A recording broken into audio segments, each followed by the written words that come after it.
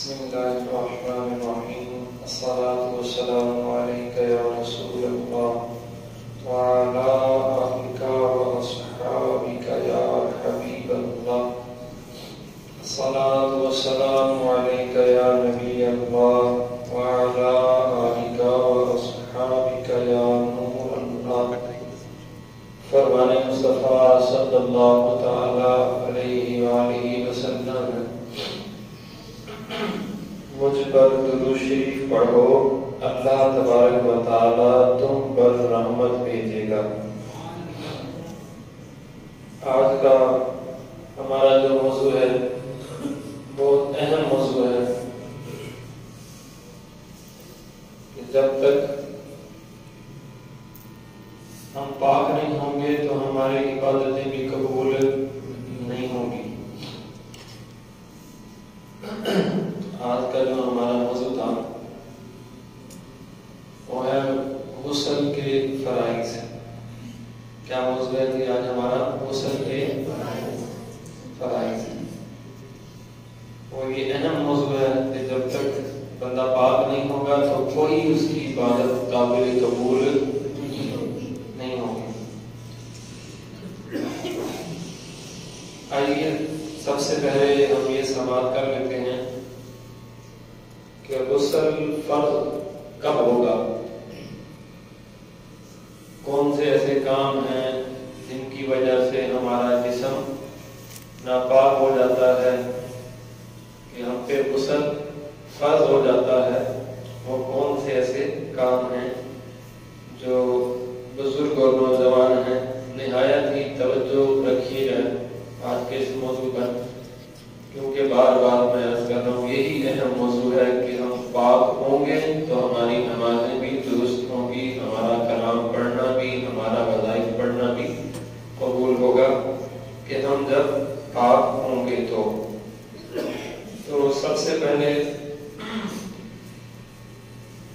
ہم یہی سماعت کرتے ہیں کہ غسل کب فرض ہوتا ہے۔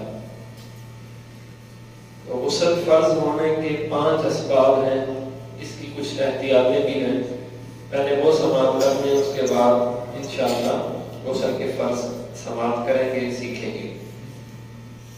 کچھ الفاظ ایسے ہوں گے کہ جو میں اشارتاً آپ کو سمجھاؤں گا تو آپ اس کو سمجھ جائیے گا۔ کچھ لفظ وہ مسائل ایسے ہیں کہ وہ آپ اکیلے بھی ہم سے پوچھیں گے تو ہم ان کا جواب آپ کو دے دیں گے، لیکن چونکہ ہر چیز کو مد نظر رکھ کر پھر وہ الفاظ بولے جاتے ہیں۔ حالانکہ یہ الفاظ کوئی بیہودہ نہیں ہے یا کوئی غلط الفاظ نہیں ہے، لیکن آپ کو اشارتاً میں سمجھاتا جاؤں گا، آپ کو سمجھ بھی آ جائے گی انشاءاللہ تعالی۔ پہلا غسل فرض ہونے کا سبب ہے جو ہمارے حرام مادہ جو ہمارے جسم سے نکلتا ہے، وہ نطفہ جس سے انسان کی پیدائش ہوتی ہے، اگر وہ نطفہ اپنی جگہ سے شہوت کے ساتھ جدا ہو کر عضو خاص سے نکل جائے تو غسل فرض ہو جاتا ہے۔ اس میں احتیاط یہ ہے تو جو شادی شدہ ہیں اب جب ہم بستری کریں گے تو اس کے بعد غسل فرض ہو جائے گا۔ عضو خاص سے جب وہ نطفہ نکلے گا تو آپ پر غسل فرض ہو جائے گا۔ لیکن یہاں پر ایک جملہ انہوں نے یہ کہا کہ شہوت کے ساتھ، مطلب آپ کی نیت مزہ کی ہو۔ شہوت بولتے ہیں مزہ کو، لذت کو، کہ لذت کی نیت کے ساتھ اگر آپ کا وہ نطفہ نکل کر عضو خاص سے جدا ہو گیا تو آپ پر غسل فرض ہو جائے گا۔ نمبر 2 ہے احتلام، یعنی سوتے میں اس نطفے کا نکل جانا، احتلام ہو جانا۔ اور جب یہ سوتے میں بھی آپ کا اس طرح معاملہ ہوگا، نطفہ جو باہر نکلے گا عضو خاص سے، چاہے وہ جاگتے ہوئے ہو یا چاہے سوتے ہوئے ہو، تو بھی غسل آپ پر فرض ہو جائے گا۔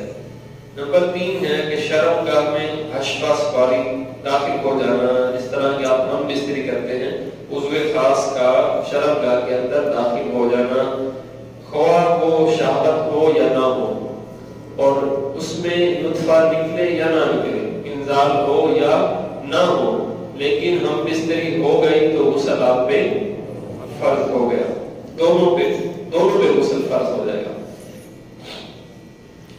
نمبر 4 ہے حیض سے فارغ ہونا۔ یہ جو حیض ماہواری آتی ہے عورتوں کو، یہ عورتوں کے لیے آخری 2 مسئلے ہیں۔ اور پھر نفاس سے، جب بچہ پیدا ہوتا ہے اس کے بعد 40 دن تک عورت ناپاک رہتی ہے، تو اس حیض میں اور نفاس میں عورت پر غسل فرض ہے کہ جب وہ حیض سے اپنے ایام سے فارغ ہو تو فوراً پہلے غسل کرے، اور جب نفاس یعنی بچہ جننے پر جو خون آتا ہے اس سے فارغ ہو تو پھر وہ غسل کرے۔ یہ 5 چیزیں ہم نے ضروری سنی ہیں۔ اب مزید اس کے احکامات کی سماعت کیجیے۔ اس نطفے کا شہوت کے ساتھ اپنی جگہ سے جدا نہ ہوئی۔ اب یہ مسئلے لوگ ہم سے پوچھتے ہیں، آپ کو سمجھانے کی کوشش کروں گا کہ قطرہ نکلنا لیکن وہ لذت کے ساتھ نہ ہو، شہوت کے ساتھ نہ ہو، اپنی جگہ سے جدا ہوا، بلکہ بوجھ اٹھانے میں بھی کچھ کہتے ہیں کہ ہم نے وزن اٹھایا تو ہمارے قطرے نکلے تو کیا وضو رہا یا غسل فرض ہوا؟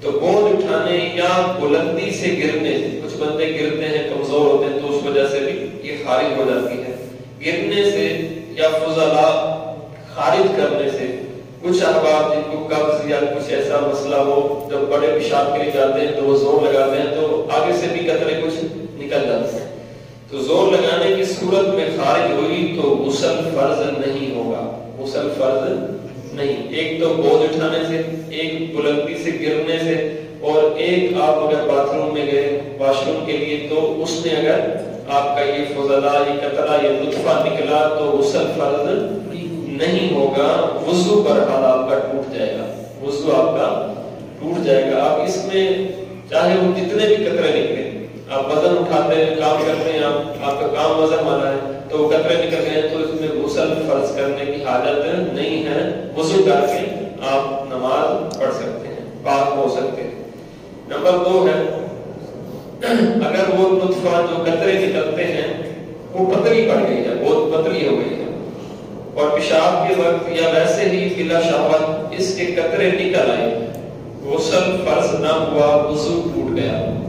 مطلب کسی کو کمزوری ہو جاتی ہے، کسی کو اس معاملے میں کمزوری ہوتی ہے، اگر اس کے وہ قطرے جو ہیں بالکل پتلے ہو گئے ہیں، گاڑھا نہیں ہے وہ، اگر وہ کبھی کبھار نکل جاتے ہیں تو اس سے فرض نہیں ہوگا، غسل فرض نہیں ہوگا، صرف وضو ہوگا۔ کیا ہوگا جی؟ وضو کر کے آپ پاک ہو جائیں گے۔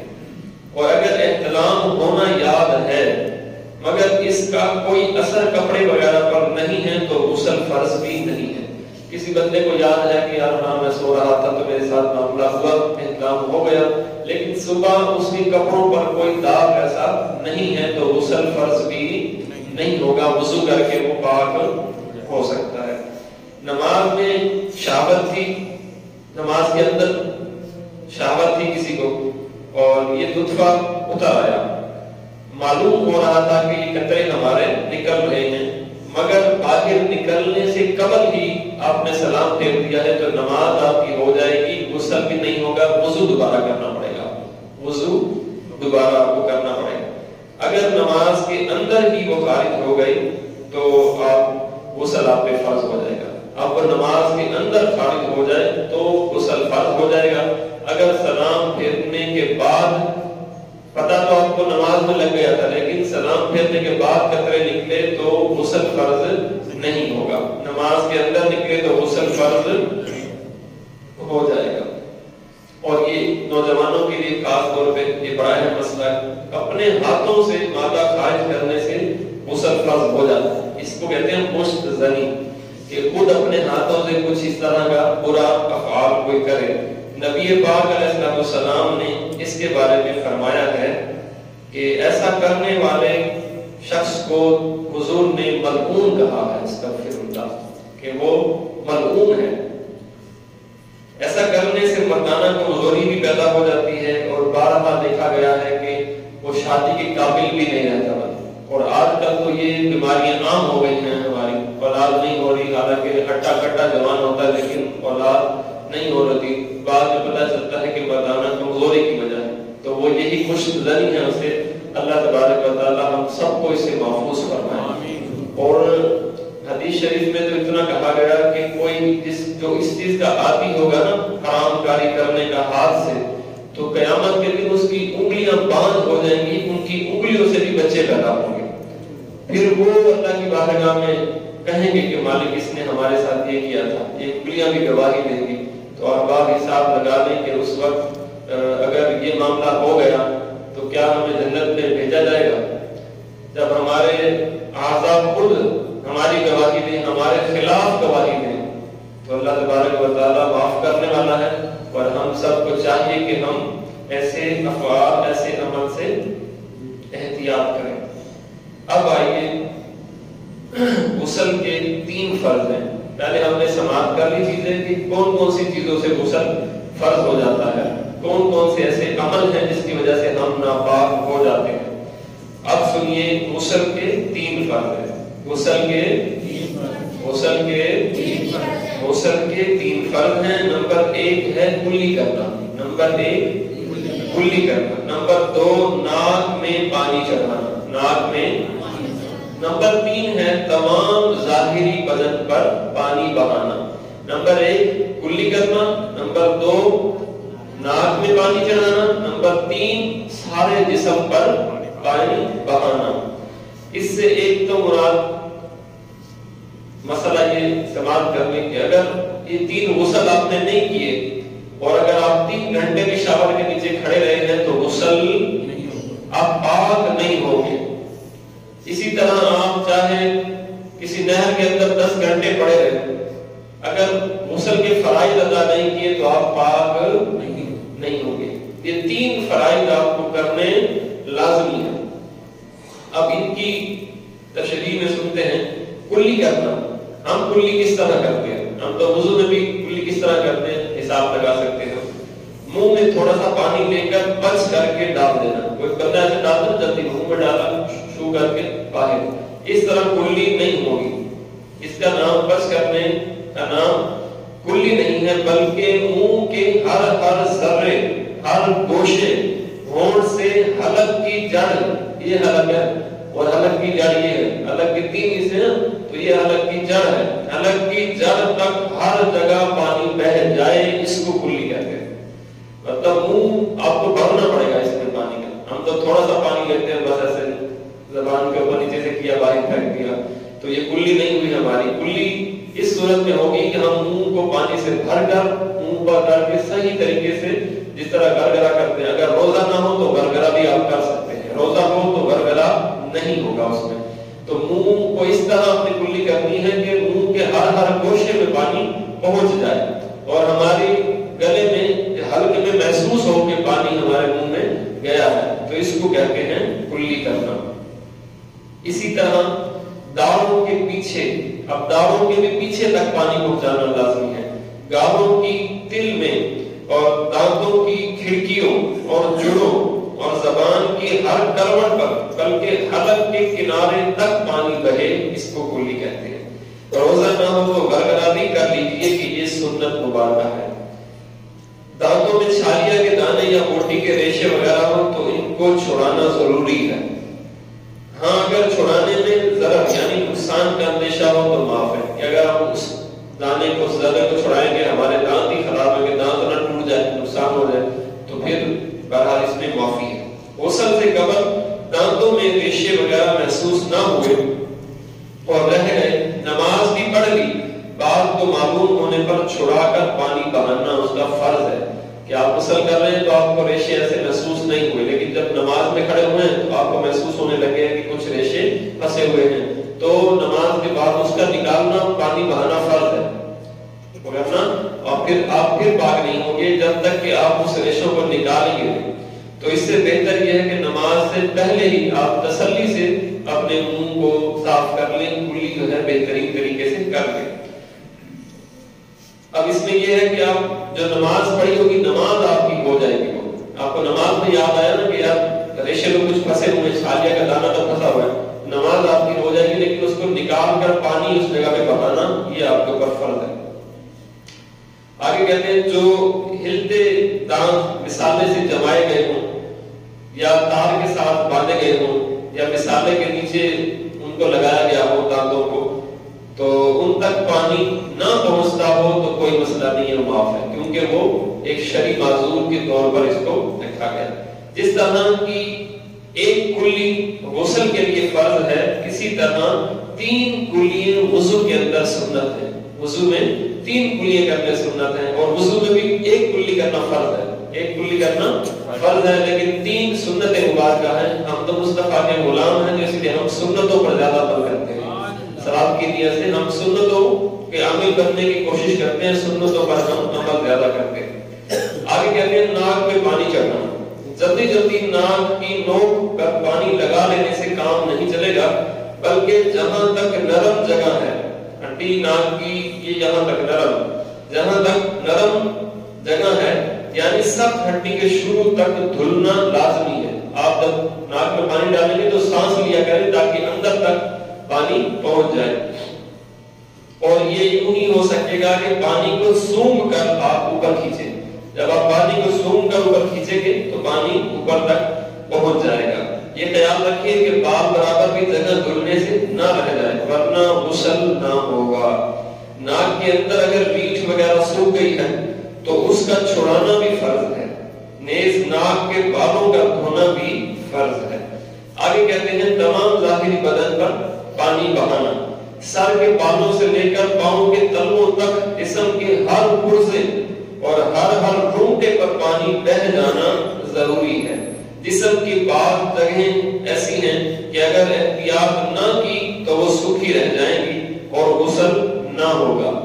اب ان کی احتیاطیں وہ کون سی ایسی جگہ ہیں جو ہماری بے دہانی میں غسل میں خشک رہ جاتی ہیں، ان کے بارے میں سنتے ہیں۔ اگر مرد کے سر کے بال گندے ہوئے ہوں تو انہیں کھول کر جڑ سے نوک تک پانی بہانا فرض ہے۔ جس طرح کی زلفیں رکھی ہوتی ہیں حباب میں، تو زلفیں رکھنا تو سنت ہے۔ ایک زلفیں ہوتی ہیں، ایک ہوتا ہے جوڑا، جو عورتوں جیسے مشابہت کر لیں، وہ ناجائز اور حرام ہے۔ تو سنت جو رکھتے ہیں وہ اپنے بالوں کو صاف بھی رکھتے ہیں، لیکن جو جوڑے والے ہوتے ہیں وہ کئی مہینے نہاتے ہی نہیں، کئی مہینے۔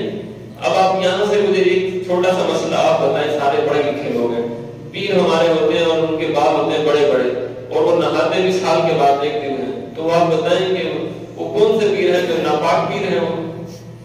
بھائی یہاں تو شریعت کہہ رہی ہے کہ پورے جسم کا ایک ایک ذرہ جو ہے پانی سے دھل جائے، یا تو پھر کوئی اور مخلوق ہے، یا تو شادی شدہ بھی نہیں ہے، شادی شدہ ہیں تو غسل تو کرتے ہوں گے، تو غسل کیسے کرتے ہیں جب وہ نہاتے سال کے بعد ہیں؟ اگر وہ کہتے ہیں روزانہ نہاتے ہیں لیکن ان کے بال ایسے بگڑے ہوئے جڑے ہوئے ہوتے ہیں، تو آپ بتائیں جس کا غسل ہی نہیں ہوگا وہ پیر کیسے بنے گا؟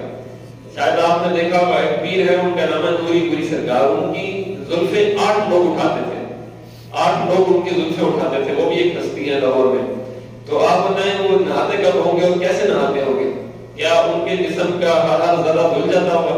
کیا وہ بال سارے دھو لیتے ہوں گے، بال کی جڑ دھلتی ہوگی؟ اور آپ تو کئی بزرگوں کو تو دیکھا کریں، کئی بابے ایسے ملتے ہیں ان کے ہمیں سمجھ نہیں آتی کہ یہ بال ہے یا یہ گود لگی ہے، اب وہ کیسے دھلتے ہوں گے اور کیسے غسل ہوتا ہوگا؟ اب یہ چھوٹی سی آسان ترین بات ہے کہ جس بندے کا غسل ہی صحیح سے نہیں ہو سکتا، جو بندہ اپنے آپ کو خود صحیح سے پاک ہی نہیں کر سکتا، وہ تجھے اور مجھے پاک کیسے کرے گا؟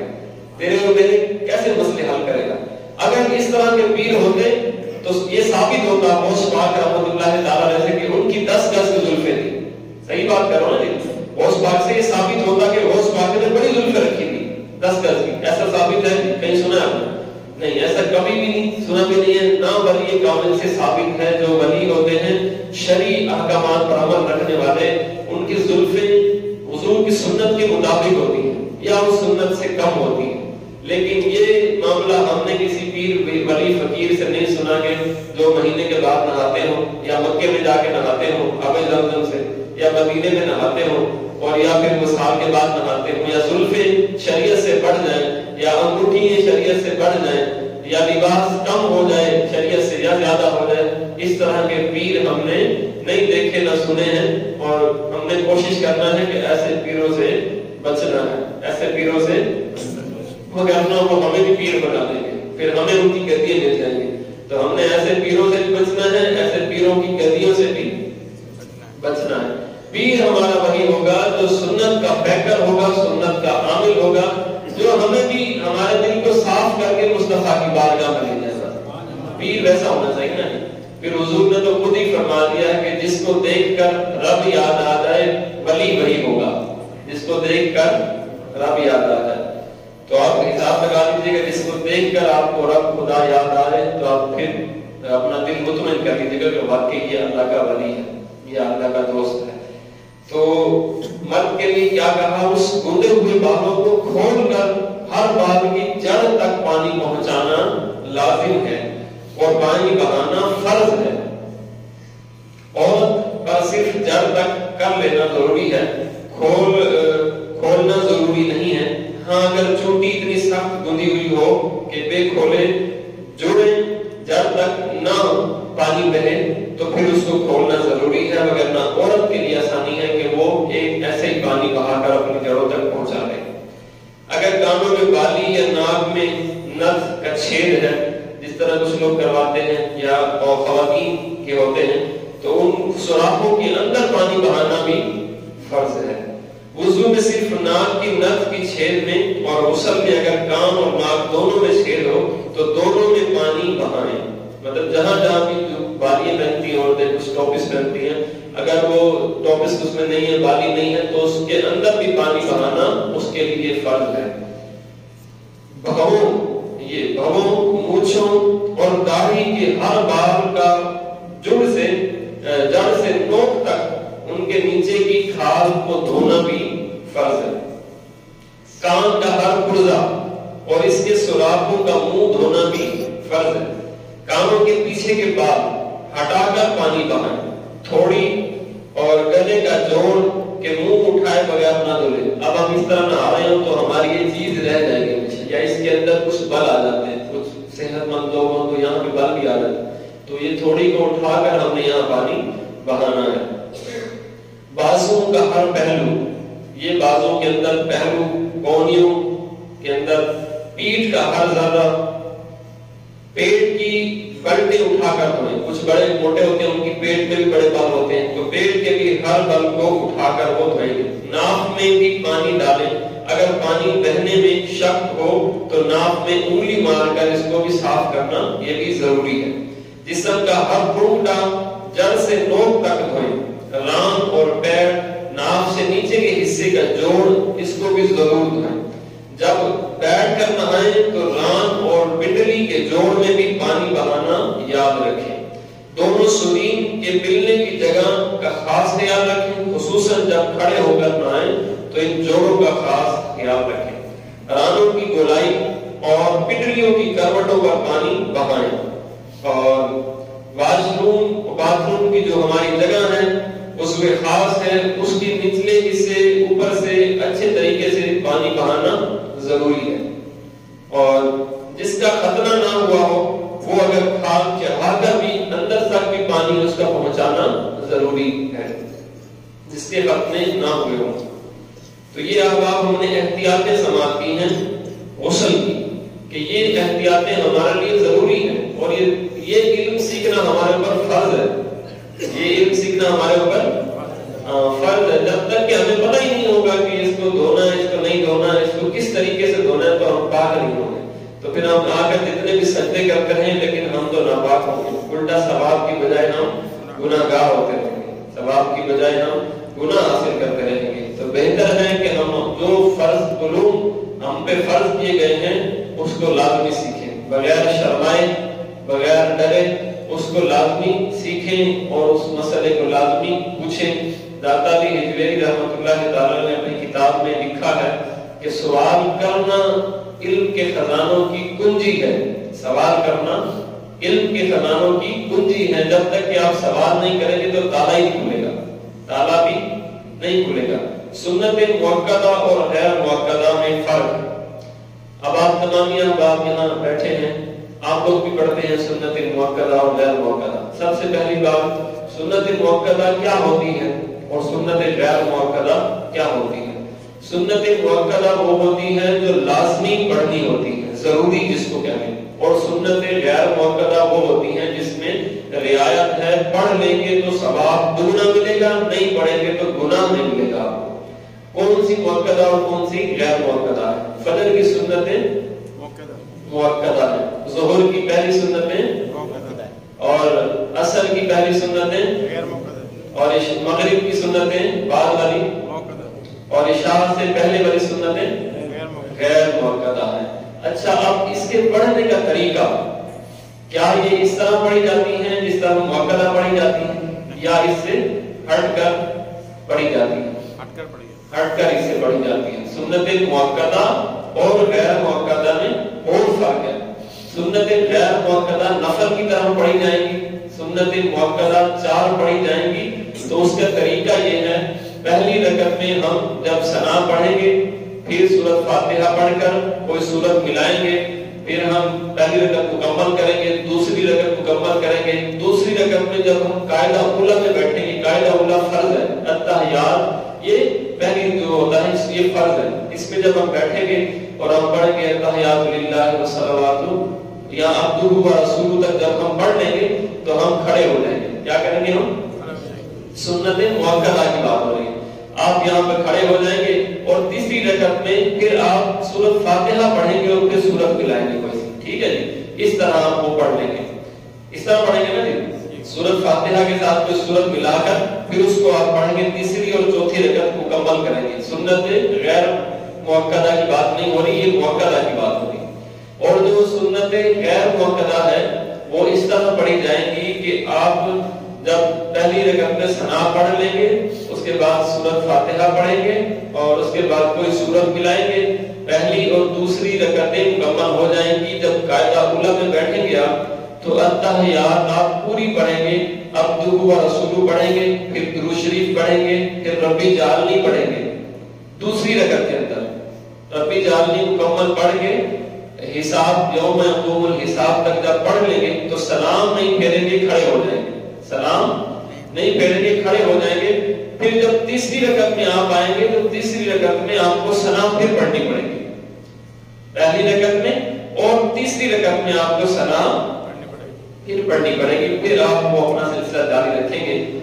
اسی طرح مؤکدہ کے اندر دوسری رکعت میں ہم پوری التحیات نہیں پڑھیں گے، تیسری رکعت میں ثنا بھی نہیں پڑھیں گے، لیکن جو غیر مؤکدہ ہے اس میں دوسری رکعت میں التحیات مکمل، سلام تک سلام نہیں پھیریں گے، تیسری رکعت میں سورۃ فاتحہ سے پہلے ہم ثنا پڑھ کر پھر شروع کریں گے۔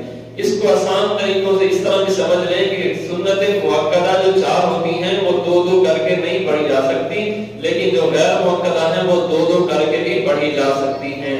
اگر آپ سنت غیر مؤکدہ 2 کر کے بھی پڑھیں گے تو کوئی اس میں حرج نہیں ہے، یہ پڑھنا بھی ٹھیک ہے، لیکن طریقہ آپ سب کو یاد ہونا چاہیے۔ سنت مؤکدہ 4 رکعت والی، جس میں دوسری رکعت میں عبدہ ورسولہ تک پڑھیں گے، تیسری رکعت میں ثنا نہیں پڑھی جائے گی، اور سنت غیر مؤکدہ میں عبدہ ورسولہ سے بھی آگے تک ربی جعلنی مکمل کریں گے، سلام نہیں پھیریں گے، اور پھر تیسری رکعت کے اندر ثنا پڑھی جائے گی۔ آپ احباب اس بات کو ضرور یاد کیجئے گا۔ اللہ تبارک و تعالی ہم سب کو علم نافع کی توفیق عطا فرمائے، اور جو ہم پر علوم فرض ہیں وہ علوم ہم سب کو سیکھنے کی توفیق عطا فرمائے۔ آمین بجاہ النبی الامین صلی اللہ علیہ وسلم۔